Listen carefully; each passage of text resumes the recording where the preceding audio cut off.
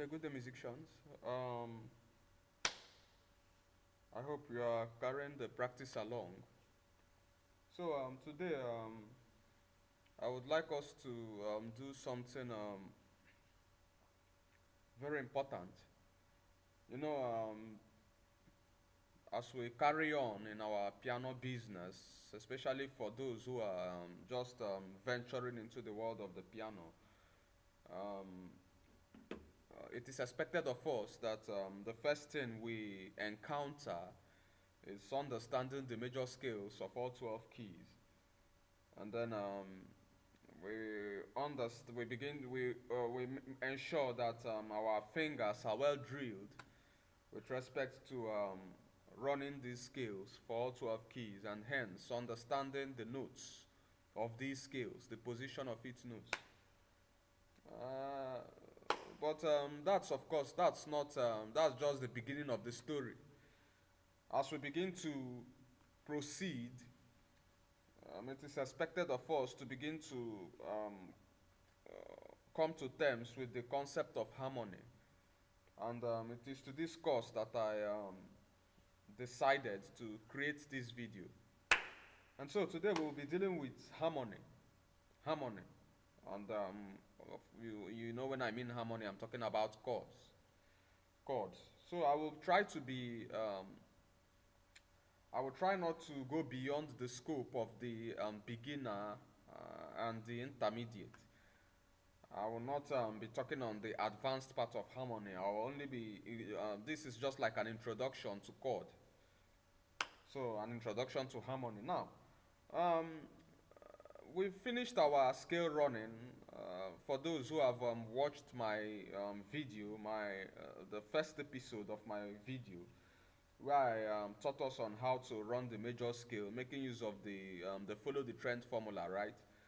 Yeah, so I believe by now you must have understood the major scale for all 12 keys, even though you are not too fluent. Actually, fluency is a function of time and consistent practice. Consistency and time is what determines fluency. So, even though you are not fluent, but I believe you are getting used to understanding the major scales of all 12 keys if you really watched and practiced what I did in that video, the follow the trend formula, my one of my very first episodes. So today we will be dealing with chords. Chords, actually. You can't be able to play the piano without understanding the concept of chords, without having a deep rooted background in the foundation of chord theory. So this is where the journey begins. Now, when we talk about chords, first I would like us to understand the definition of a chord. Now, a chord is a combination of three or more notes sounding together. Let me come again. A chord is defined as a combination of three or more notes sounding together. Now, like I said before in one of my previous videos, I told us that most of the times we mistake an interval for a chord. Now, I want us to recall, like I said in that video, that in order to understand what a chord, in order for a note, a combination of notes to be qualified as a chord, it must be up to 3 in number. Anything below 3 is never called a chord, can never be qualified as a chord. A chord must have 3 notes before it can be called a chord. Now, any combination of 2 notes, or would I say any combination of notes whose numbers are not up to 3 is known as an interval. So most of the times, most of us mistake an interval for a chord. A chord is different from an interval in the sense that a chord contains what? 3 notes, whereas an interval contains what? 2 notes. That is why we define an interval as a distance between 2 notes. The distance between C and another C above it is known as an interval of an octave.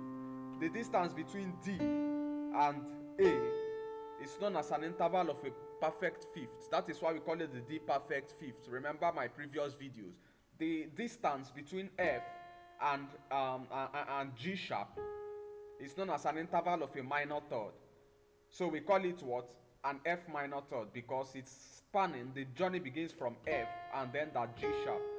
But if the journey begins from F and ends at A, we call it an F major third, right? So the distance between F sharp and B is known as a perfect fourth. Hence, an F perfect fourth, because the journey begins from F sharp. Pardon me, an F sharp perfect fourth. Sorry, the journey begins from F sharp, or the one you call the G flat, and ends at B. So we call it an F sharp perfect fourth or a G flat perfect fourth. So now,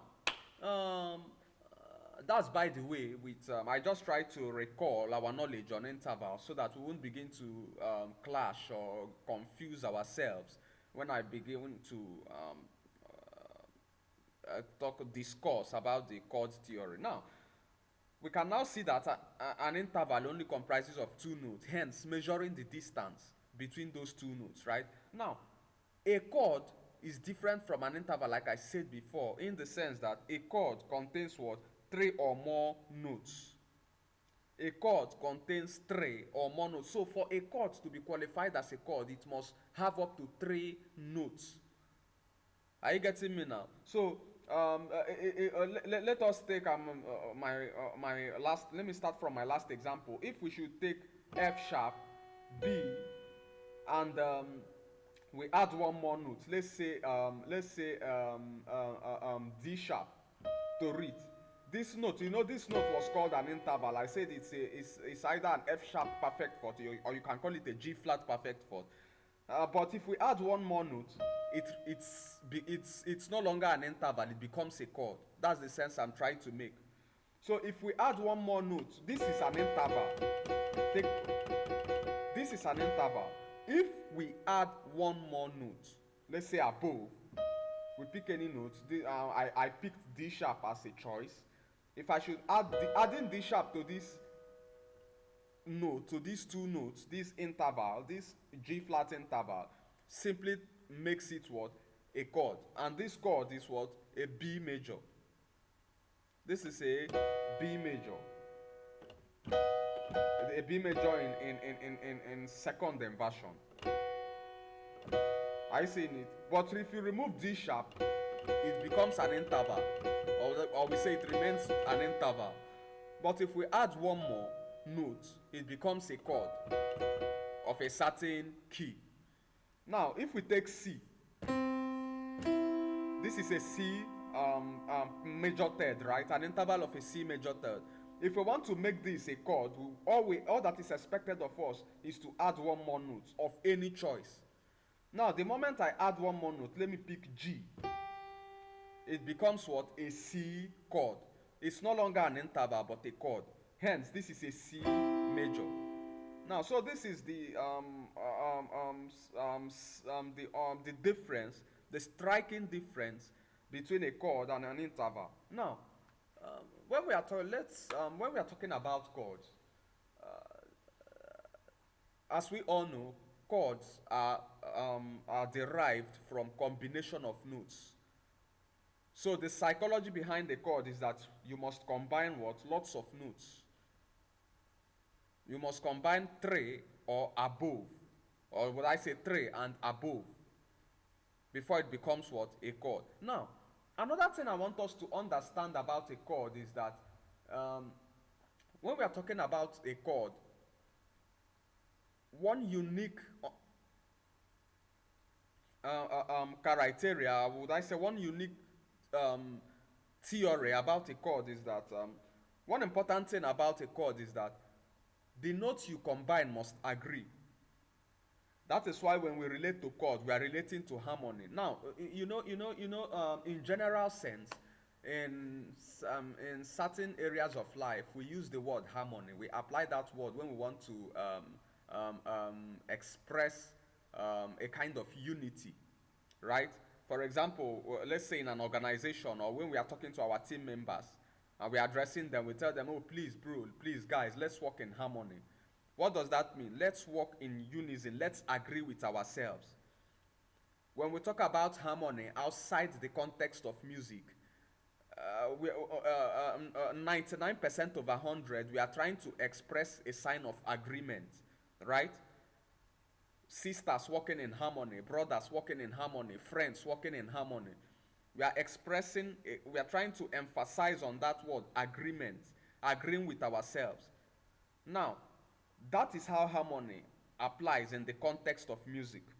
Now, when we talk about harmony in music, the psychology behind harmony, please take note. The psychology behind harmony is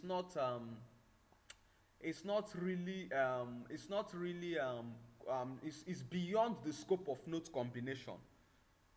The psychology behind harmony is beyond the scope of note combination. Yes, note combination is involved, but not fully part of the story. That's not the full understanding. Now, the full understanding there is that when we are talking about harmony in the context of music, especially the piano perspective, we are talking about notes agreeing with themselves, notes working together. Now, if you may be watching my video right now, most of us who are actually professionals, who are in the advanced level, yes, yeah, my statement could sound a bit confusing because sometimes we play harmonies. There are harmonies whose notes don't agree, especially in the concept of jazz. But that is a different story for another day. Yeah, that's actually correct. There are some harmonies, kinds of harmonies that has notes that don't agree with themselves. When we are beginning to talk, go into the world of dissonance and the rest of them. But we will leave that for another day. Now, I want us to understand at this level, for the beginner intermediate, that when we are talking about harmony for now, we should see harmony as the aspect of notes, combining notes that agrees with themselves. Combining notes that agrees with themselves. Are you getting me now? Now, I've just explained to us what a chord is, and I've told us how I explained to us what harmony really implies in the concept of music. Now let's dig more deeper into this chord theory. Now, like I said before, for a chord to be called a chord, it must have at least 3 notes and then above. Now, I would like us to understand that in order to understand the manipulation of a chord or how to build a chord, you must understand that is something very, very important. There is something you must understand, and please, this thing I want to mention now, this concept I want to mention now, if I mention it and it happens to be that you've not understood this concept, I urge you, I beg you, please, go and I will advise you to leave this video and go back and understand that concept very well. I would advise you to leave this video, please, because it's just like the primary school, the secondary school. Let's say in the secondary school, you can't understand further mathematics while in secondary school. You can't neglect further mathematics and then expect yourself to go and understand calculus while in the higher institution, right? It's going to be difficult. So you must follow it accordingly. You must follow the scheme of things. Please, I would like us to go and, if we've not come to terms with this concept I want to mention now, please, I would like us to go and understand that concept very well, because that is our stepping stone towards understanding the chord theory. Now, what is this concept? This concept is the scale numbering system. The scale numbering system. Please, if you have not understood the scale numbering system, I will advise you to go back and watch my previous videos. I actually did a video on the scale numbering system. I think you can even get it from my follow the trend pattern. Could understand it from there. It's just a simple concept. where we recognize the notes of the major scale as numbers, degrees, in ascending and descending manner, right? So now, if we should follow the scale numbering system, we will understand that there are 8 notes, or okay, there are 7 notes in the major scale, right? We are dealing with the major scale for now. There are 7 notes in the major scale, 7 different notes, uniquely different from each other in the major scale. And then the 8th note that completes the scale, or that resumes another cycle, is known as the octave, the same known as the same as the root note, right? So we could say that there are 7 uniquely different notes in the major scale. Now, of course, we know if we take C as a case study, we'll be using C today as a case study. Now, if we know that C is the root, D is the second, E is the third, F is the fourth, G is the fifth, A is the sixth, B is the seventh, right? And then we have the eighth, or the one we call the octave, the root note, same as the root note. Now, with respect to the numbering system, like I said before, 1, 2, 3, 4, 5, 6, 7, and 8, we will be building various kind of chords. Now, I would like us to know that there are 4 different kind of chords. I would like us to know that there are 4 different kind of chords. And it is from these 4 chords that every other chord on earth comes out from. I repeat, it is from these 4 chords, these 4 different kind of chords, that every other chord in music comes out from. So these 4 chords gave birth to even the most advanced chords and altered chords, and I mean all kinds of chords, as long as music is concerned, ranging from the very beginner to the advanced, to the deeper advanced. So we will call them the 4 ancestors of chords. Are you getting me? Now, what are these chords? Number 1 is the major chord. Number 2 is the minor chord. Number 3 is the augmented chord. And number 4 is the diminished chord. I repeat myself. Number 1 is the major chord. Number 2 is the minor chord. Number 3 is the augmented chord. And number 4 is the diminished chord. Now, from these 4 chords, every other chords are being bettered. These 4 chords gives birth to every other chord in music. Now, we'll be learning how to form each of these 4 chords. Like I said, making use of the scale numbering system. Now, I want us to understand now, before I begin the practical aspect, I would like us to understand that due to the fact that we are dealing with these 4 ancestral chords, I want us to understand one thing. They are made up of only 3 notes. They are made up of only 3 notes. And so therefore, most of the times in music, we refer to them as triads. So when you hear a chord, or the chord is the general name for notes being combined together. Please take note of this. This is very important. The chord is a general name for combination of notes. So any chord can be called a chord. Let me put any combination of notes so far is up to 3 and above can be called what? A chord.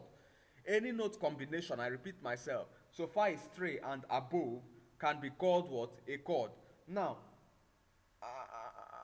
when we are talking about a triad, we are only talking about those chords that are only made up of 3 notes. So anything that crosses 3 notes is no longer a triad. Please take note. So any combination of notes with only 3 notes in number, not above 3 notes, is known as what? A triad. So these 4 ancestors of chords that I have mentioned are also known as what? Triads. Please take notes in case you see them somewhere, you encounter them somewhere as triads. Now, The first chord, like I said, is the major chord. Now, what is a major chord? A major chord is defined as a chord that is made up of the root, a perfect third or a major third, and a perfect fifth. I repeat myself. A major chord is defined as a chord made up of the root, a major third, and a perfect fifth. Now, with respect to the scale numbering system, you see, that is why I say the scale numbering system is important, because every definitions we are going to do here today, every practical aspect we are going to do here today is going to be built on what? The scale numbering system. In fact, the scale numbering system is so necessary for us as musicians, beginner musicians, because it will be let me call it a software, or would I say a driver. It will be a driver that will help us even understand the advanced concepts of harmony and chord formations. So it will help us in the beginner level. It will do more better for you, help you more better in the intermediate level, and it will help you it will bring the best of help for you in the advanced level.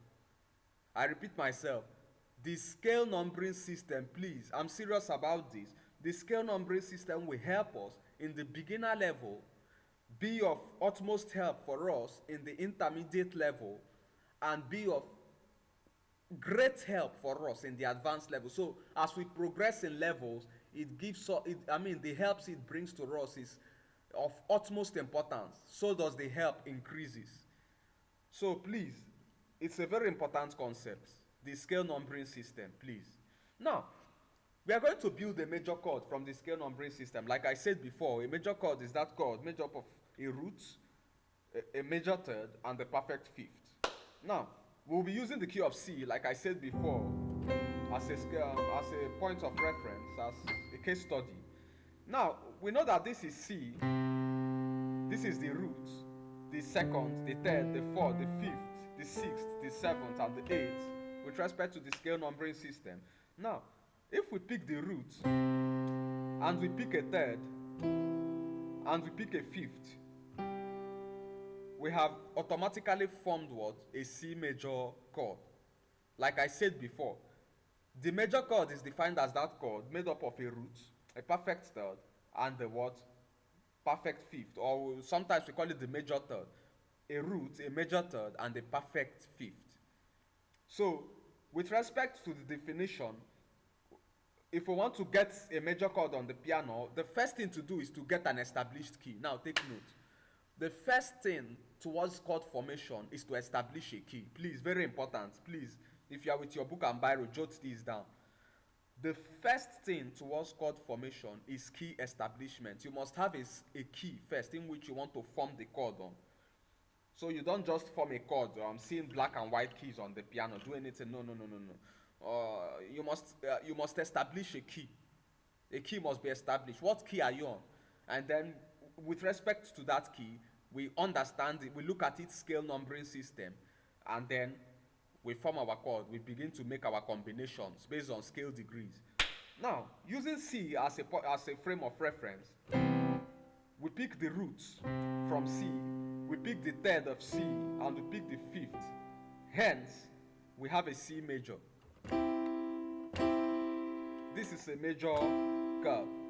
A major chord. Now, the second chord I will define for us is known as a minor chord. Like I said before, the second is the minor chord. Now, what is a minor chord? Let me start by giving us the psychology behind major and minor, because most of the times it's not all about understanding the what and the how about something. You have to understand the why, because the why helps you to get freedom towards more manipulations. Why something occurred, why something existed that way, why something is regarded that way is very important. When you study the why, you understand the psychology. The what only gives us a surface definition on that thing. The how tells us how to apply that concept, but the why gives us what? A psychological perspective of that thing. So it is very important to understand whys about certain things. Now, we've understood what it is. This is a C major chord, right? How do you form it? How do you form it? You pick a root, you pick a third, and you pick a fifth from the major scale, from the C major scale, right? Now, why do we call it a major chord? I decided I want to bring in this little psychology because we have to understand the striking difference between a major and a minor, and why we use that word major and minor. Now, let us put ourselves in organizations, certain organizations we belong to. When you hear majors, people who are majority in that organization, what are we talking of? Those who are a kind of dominant, right? Those who are, we can say, those who are at the topmost position, right? When you hear somebody is a major in that team, he's a major person, he's a major player. What comes into your mind is a high level of importance, right? The person is so important to the team. It's almost this kind of person that the team can't do without. And that's excellently correct. That's the psychology behind the word major, right? Now, when we talk about minor, we are talking, what comes into our mind? Not too important, an opposite of major, right? Not too important, less regarded, based on qualities. So when we are looking at major and minor, there must be a quality that must define both of them. Now, there must be a quality that must qualify something as a major. Let's say a team player is always qualified as a major because of his performance. Without his performance, he can't be qualified as a major, right? Likewise, the minor.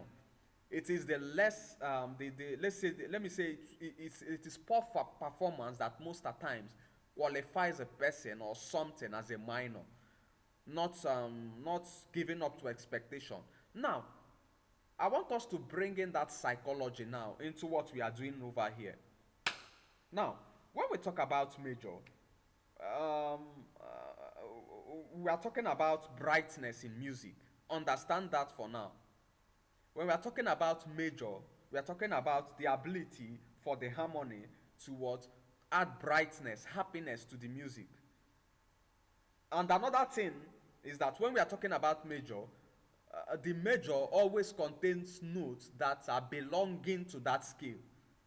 For a chord to be called a major chord, it contains notes, 99% to 100% of notes that are belonging to that scale. For a chord, I repeat myself, to be called a major chord, what makes a chord major is that what? The chord contains notes that are what? Indigens of that scale, that in which that scale is being made up of. And so therefore, the chord now plays a very important role in the scale because it contains notes, all the notes it contains notes belonging to the major scale. All of the notes that builds up that chord belongs to that scale in which the chord comes from. For example, the key of C. Now, we all know that the C major chord contains all the notes belonging to C major, right? C is the root which begins the C major scale. E is the third of C, a major third of C, and G is what? The major fifth of C. Are you seeing it now? This is why we call the chord C major. So this is the psychology behind the major chord. The number of notes it contains is what defines it as a major. It contains what? Notes belonging to the scale. And another thing, the third. The third is the most important. The third is the most important. Now, I would like us to understand that the third is even what defines it more as the major. The third is what defines it more as what? The major. Now, I believe with this little explanation, you've understood the psychology behind the major chord, right? Now, when we are talking about a minor chord, like I said, we are going to form a minor chord. First of all, I would like us to understand that a minor chord is that chord whose whose major third has been reduced a semitone below. Now I want to, you see that now gives us a little insight. You see, the third in the scale is a very important one because the third defines the quality of the scale. Likewise, the chord. Take note, in music, especially in the theory of chords, the third defines the quality of the scale. The same thing as what chords. My explanation will be well understood as we proceed. Because the moment a scale, this is C major, right? The moment a scale the moment a scale loses this third, let's say, let me say I reduce the third to a minor, to a semitone below, and still play the same C major scale. The scale is no longer C major.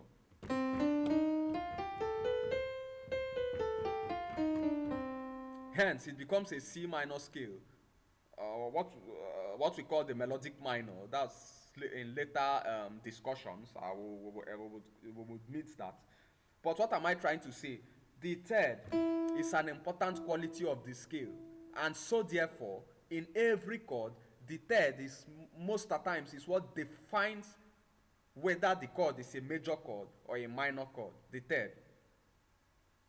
third, and then it's not only that. It's not only that actually. It's not only, many people thinks that many people are of this belief actually that it is only the third that qualifies a chord as a major, but that's partially correct. Partially, I repeat, that's partially correct. It's not just the third. The third, yes, is 70 to 80%, yes. But how about the other 20%? What defines it? How about the other 30%? What defines it? Now we will see. Now let us proceed. We are going to see that today. Now, I told us that a minor, we have formed a C major chord. A minor chord is that chord whose major third has been reduced a semitone below. A minor chord is that, or let us define it this way. A minor chord is a major chord whose third has been reduced a semitone below. Or you can still say, to avoid confusion, that a minor chord is any chord whose major third has been reduced a semitone below. I repeat myself, not a full tune, a semitone. So if we pick a C major and we alter this major third by a semitone below, such that E reduces to E flat, we have formed a C minor chord. I repeat, if we take a C major and we reduce this third a semitone below, such that E, which is the major third, changes position to E flat, is being reduced to E flat, it becomes what? A C major, a C minor third, pardon me, a C minor chord, sorry, a C minor chord. Now, like I was telling us, the psychology again behind major and minor, we have had this mindset that the major gives a bright feeling. Why? Because it contains notes that are diatonic to the scale, right? That belongs to the scale. Now, why do we call it a minor chord? Why do we call this chord a minor chord? Why not any other name? Why minor? Like I told us, the third is in play there. The alteration of the third is a very big factor there. Now, another thing we should understand is that it bears the name minor because it has contained a note, or it has contained in it is a note that does not belong to the C major scale. Let me repeat myself. The alteration of the third is one of the things that qualifies it as a minor chord, or one of the psychology behind its view as a minor chord. But another thing we should understand is that aside from the alteration of the third, another psychology behind this chord being called a minor is that the chord now contains a note that does not belong to the major scale, a note that the major scale does not need. And so it looks odd to the scale, and hence the quality of sound reduces. Instead of giving a brighter feeling, it gives us a sad feeling when playing that scale. Now look at, this is the C major scale, right?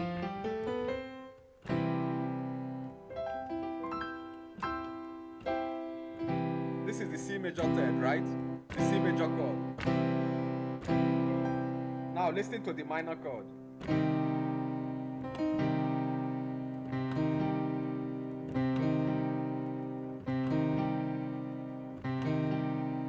Listen to the C major chord.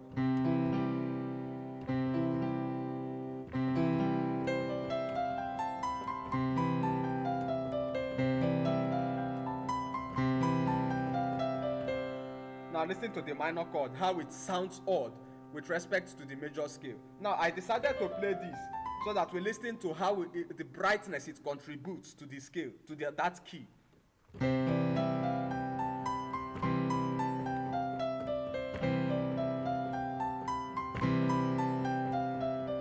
Now listen to the minor chord.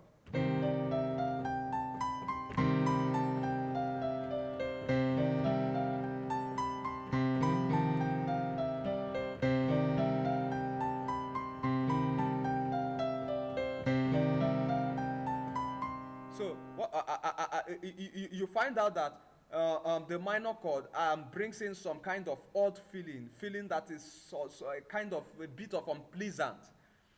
It's not too pleasant to the ears. It's not as pleasant as the major chord, and this is beauty in sound is one of the best contributions of a chord to that key. Sound brightness, harmonic brightness. Remember what I explained to us about harmony. Notes working together, notes communicating with themselves, the notes agreeing in sound. When we are talking about harmonic brightness, we are talking about notes agreeing in sound, notes agreeing with themselves, how the sound of this note blends with this other person, and how the sound of this other note blends with the other. The ability for note A, note B, and note C to agree in sound when they are being striked together. That is what is called harmonic brightness. Now, when we talk about a chord not having harmonic brightness, it simply means what? Some of the notes are clashing. They don't agree with themselves. One note is sounding odd and the other is on its own. They are not agreeing together. So, the C major chord has some bit of harmonic brightness. Whereas the C minor chord has a dropped quality in harmonic brightness. That is why most of the times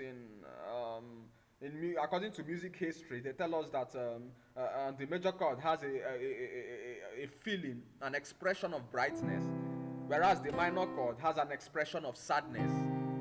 So that's the psychology behind that statement. Now, we've understood what a major chord is and what a minor chord is. Let us proceed. Now, I said the third chord is the augmented chord. Now, it is with respect to this augmented chord that I will be explaining to us. I told you that there was a pending question. There is a pending question there, right? I told us that the ability of the major to qualify the ability of the major third to qualify a chord as a major chord is only part of the story, right? I said something like that. That's 70 to 80%. That's not actually fully true, but that's true actually, but partially. Now, it is with the understanding of the augmented chord that we are going to see. Now, you see, the augmented chord, let me start by saying, is defined as a chord with a root, a major third, and instead of a perfect fifth, we have a raised fifth. Now let me come again. An augmented chord is made up of the roots. Is that chord made up of the root, the major third, and the raised fifth? Instead of a perfect fifth, we see a what? A raised fifth. Are you getting me now? Now, from our previous explanation, we could realize that the augmented chord now has what? A major third in it. Are you seeing it? The augmented chord has a major third. But why don't we call it a major chord? Since it has the major, the third is what qualifies the chord as a major chord. We could have called it a major chord, right? But still yet it's been disqualified as a major, but hence an augmented, we call it an augmented chord. Are you seeing it now? And mind we, this note, the raised fifth is non-diatonic to the C major scale. Take note. The raised fifth is non-diatonic to the C major, or we should have called it an augmented major. An augmented major. But we just called it what? Because if the third is the only note that is what really qualifies a chord as a major, the augmented chord has a third, so we should have that major title being attached, even at least to its augmented name. I don't know if you are getting my point. So we can now see that the major, the ability of the major to qualify a chord as a major chord is excellently true, but not fully true. Okay, I would say it's just 80% true. There are still other factors. The ability of the chord to contain diatonic notes with respect to that scale is a unique factor also. Are you getting my point? So now, the augmented chord is defined as that chord with a root, a major third, and the raised fifth. Now, the raised fifth is what defines the chord as augmented. This is what makes the chord augmented. Now, I want us to understand the psychology behind augmented. You know, outside music, when we use the word augmented, what are we trying to emphasize or to express? We are trying to express the ability to raise something up, right? To raise up, to live, to go above from original level, or above, to rise from original level. That's simply what augmented simply means, outside, right? Now, if you bring it into the scope of music, we are almost saying the same thing. Augmenting means what? Raising a note upward. Instead of the perfect fifth here, the perfect fifth now raises itself up, takes a new position. Hence, we have a G sharp. Looking at C augmented, instead of G, which is the perfect fifth, G raises up to G sharp. And hence, we have an augmented chord or an augmented triad. Remember my explanation on triad. So this is an augmented chord or an augmented triad. Now the fourth chord I will be helping us to define is the diminished chord. The diminished chord. A diminished chord is defined as that chord whose major third and perfect fifth has been reduced by a semitone. I repeat myself. A diminished chord is defined as that chord whose major third and perfect fifth has dropped by a semitone, has been reduced or has been altered by a semitone. Now, when we are talking about the word diminished, why? Let's understand the psychology first behind diminished. Now, you know, outside the scope of music, when we talk about diminished, we are talking about a drastic reduction in quality. Diminishing, right? Or would I say something just fading off? Something fading off, right? Now, if we bring that psychology into the musical context, diminishing simply means what? A reduction in the quality of sound, a drastic reduction in the quality of sound. Are you getting me? So now, if we look at the major chords, C, E, G, we from our definition of diminished chord, we say the notes, the chord is a chord made up of the root, right? The root note, right? This is the C major actually. We want to form a diminished chord. We say it's a chord made up of the root note, a reduced third, which means E reduces to E flat by a semitone, right?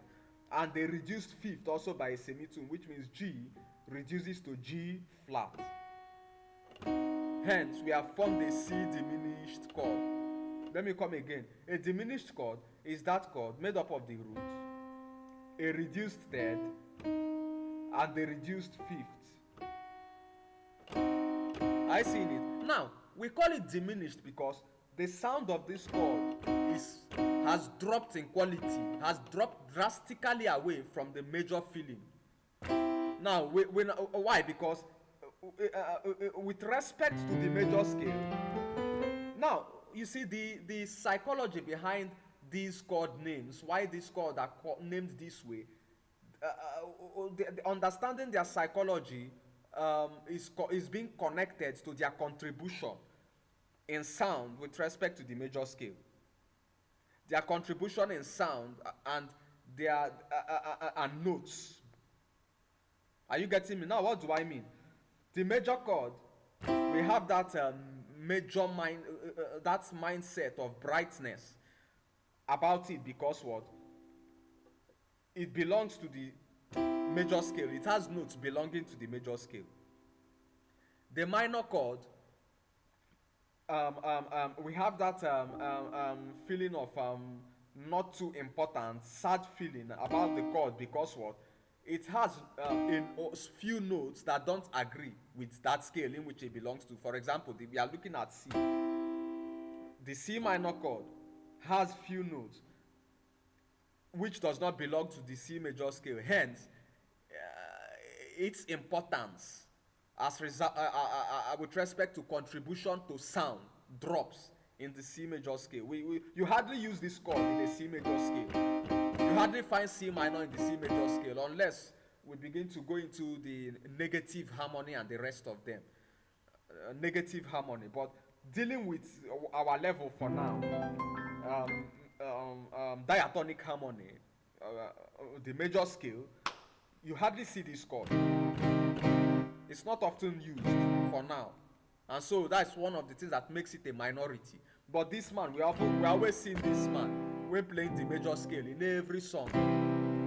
So that's the psychology behind why these chords bear the names they bear. Their contribution to sound and the number of notes they contain with respect to that scale in which they belong to. Now, the diminished chord, like we were discussing, is called diminished because the sound quality has deviated too much from the major chord. If you compare it to that scale, even to the C major scale, you realize that it sounds so odd. And hence, we hardly make use of the chord in the major scale. In fact, a C minor could even appear 2 times. But a C diminished in a C major scale cannot even appear 2 times. It may not even appear at all. Unless, like I said, when we are beginning to go into the concept of negative harmony. That is a story for another day. So, what am I trying to say? The C diminished chord is a kind of chord when we come to consider the sound quality with respect to contribution of that sound to the major scale, we realize that it is so odd. Because what? It contains more non-diatonic notes than diatonic notes. What do I mean? Look at C diminished. Well, how many notes are in C diminished that belongs to the C major scale? We realize that it's only one note, right? C. These other 2 black notes does not even near the C major scale in any way. They don't belong at all to the C major scale. And so therefore, the quality of sound looks odd because the chord now has something very different from the family it belongs to, from the scale in which it comes out from. It has something different, and so since it has something different, lots of different items than the same items, like let me come again, since the C diminished chord has lots of different items, when I say items I mean notes, since it has lots of different notes than same notes, it becomes less important when it comes to sound to that scale. It becomes less important when it comes to sound contribution to that scale. And so therefore we call it what? A diminished chord. Because what? The sound quality is dropped. Now, so that is the understanding I want us to have with respect to these 4 ancestral chords or triads. Now we've known how to build them. We've known we've understood the psychology behind them. So we will be going into applying these chords and the emotions in which they create. And I will not be doing that in this video for the sake of time. I will not be doing that. I'll be doing that in further videos. But please, I would like you to keep on practicing, um, because practice is what makes perfect. Try to understand the various moods in which these chords create. That is one of the best ways also of training your ears harmonically, to understand harmony. You play the C major chord, understand the sound of the C major chord, understand the C minor chord, understand the sound of the C minor chord, pick the C augmented chord, understand the sound and what makes them unique, what makes them uniquely different in sound from each other. Pick the C diminished, understand the sound and what makes them uniquely different in sound from each other. So that's how we are going to, we ought to be practicing in order to understand um, the harmonic texture of each of these chords, so that our ears could recognize them even without looking at the piano. Our ears could recognize them whenever we are listening to a song. We could tell, okay, this is an augmented chord. Okay, this is a major chord here. Okay, this is a minor chord here. Now, in order when let me say something important. While we are practicing these chords, we should first pick the scale. Now, I want us to know that what I just explained is applicable to all keys. So, if I should go to, let me say, A flat,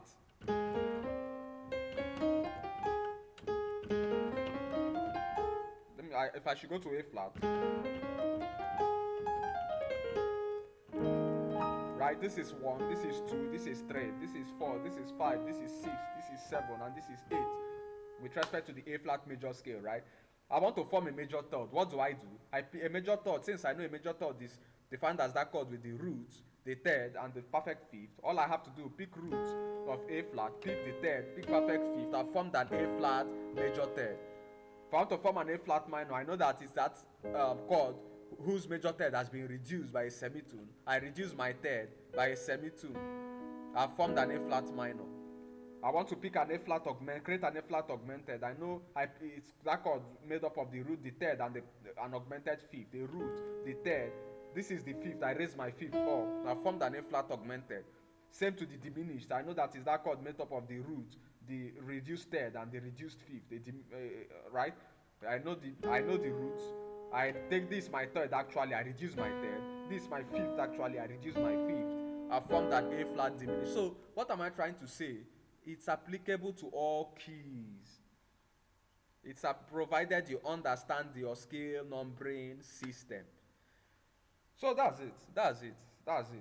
Please, we should keep on practicing. So please, I would like you to subscribe to my channel also. Just help me click the subscription button if this video has done a lot for you, and so that and click the notification button also, so that you will be getting more notifications. And if you actually want to get more deeper insights in order to get good with respect to this concept, I would like you to send me a text to my WhatsApp number, so that I will involve you on the paid group platform, where you learn and you interact with me more closely, and you get deeper insight. Because actually that's on that place in my group, you'll be seeing a more practical aspect of the emotions. I tell you, those moods, those emotions, those sadness, brightness, and those stuffs that are being that are circling around these things I'm teaching.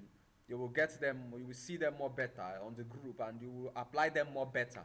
So if you want to help yourself, just text me, and then you pay what is required of you, certain amount required of you, and then I add you to the group, and then you can upgrade yourself. You become a better you, because every day is an opportunity actually to make yourself a better you. So please keep practicing. Thank you so much.